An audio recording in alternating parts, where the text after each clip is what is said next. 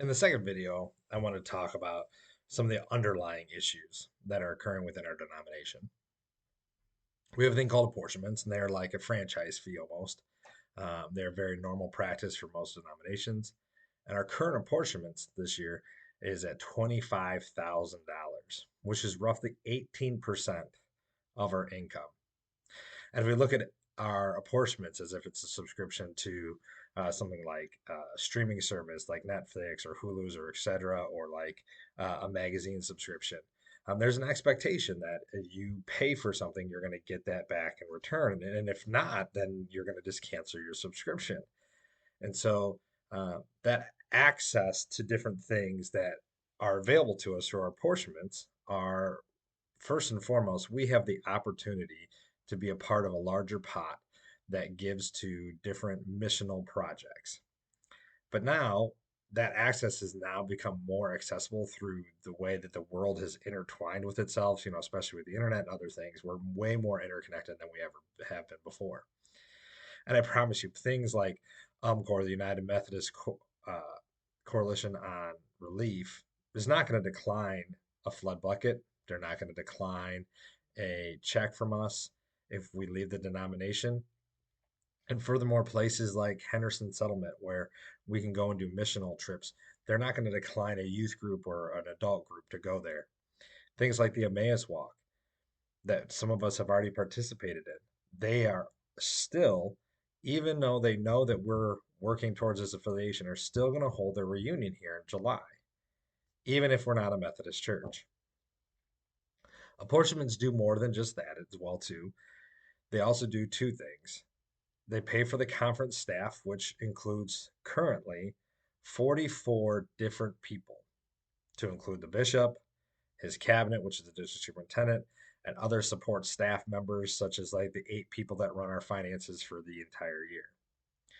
A primary function of the district superintendent is that they work on the appointments for each year. Then every once in a while, there's a new one that pops up and becomes available during the year. So, in conclusion, here's where your apportionments are going. They're going to missional projects that we would still be able to give to or participate in at our own discretion if we would want to do that, but would not be mandated to do so if we left. It goes to support staff salaries, and it promises that you will have a pastor. Now, here's the thing, like I stated before, like Netflix and Hulu and other subscriptions, if they weren't doing what they were said they were going to do, you would stop paying for that subscription. Well, currently, we have a clergy shortage. So you may not get another clergy person or a fully ordained elder like you have right now as quickly as you're used to receiving them. The conference as a whole is short on elders. And every year, more elders are retiring than being replaced by new clergy people. Therefore, you're paying for something every year that may not happen if you were to leave. I may not be replaced instantly like you are used to having, which leads me to my next point about what you're paying for with your $25,000 in apportionment payments.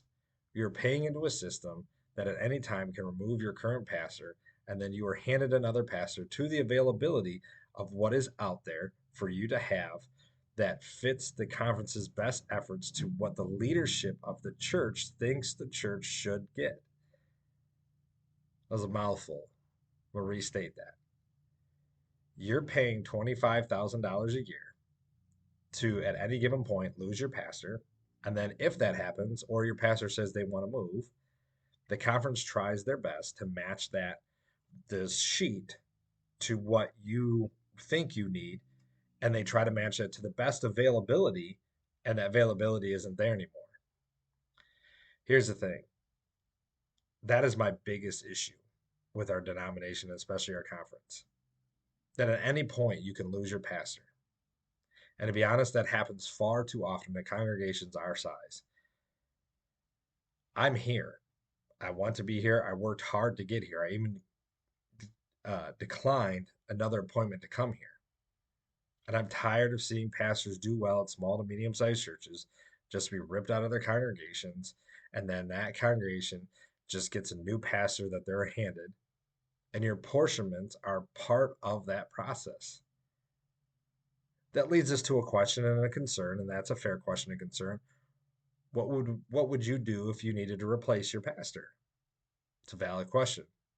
First, your entire congregation would have full say in the next pastor instead of simply receiving the next pastor. Our congregation would work with a recruiting agency to find that next person, which gives our congregation better access to a larger pool of pastors. Lastly, the pastor is what would that cost? Well, the funny thing is, it roughly costs the same amount of money that you're paying right now in apportionments. It's about $20,000 to $25,000. So annually, you're paying to potentially lose your pastor every year, the same cost that it would cost for you to go out and recruit a pastor. Now, if you go out and recruit, you'd have better say. The congregation as a whole would have say. It wouldn't just be the leadership, and it wouldn't just be best available that fits what you're looking for based on what's available in the conference. Yes, clergy can decline an appointment or move, but they better have a good reason to do so because clergy are called to itinerancy. And far too often that gets abused to feed the larger churches, and that the pastors that are growing churches are moved into those conference or they're moved into conference positions. My heart breaks for congregations like ours that have a revolving door of pastors. I want to be the stop to that process. I would love more than anything in the world that in 15 years down the road, I'm here and I'm baptizing one of my grandchildren here at this church and in this congregation. I don't foresee that to be a possibility with the United Methodist Church. You haven't had a pastor stay here for 10 years, and nobody can tell me the last time that's happened. Far too often it's 3, no more than 5 years. You're getting a pastor to stay here. I want that to stop. I want you guys to know that your pastor's here, that they're going to stay here, they want to be here, and they want to be invested in this community and in this church.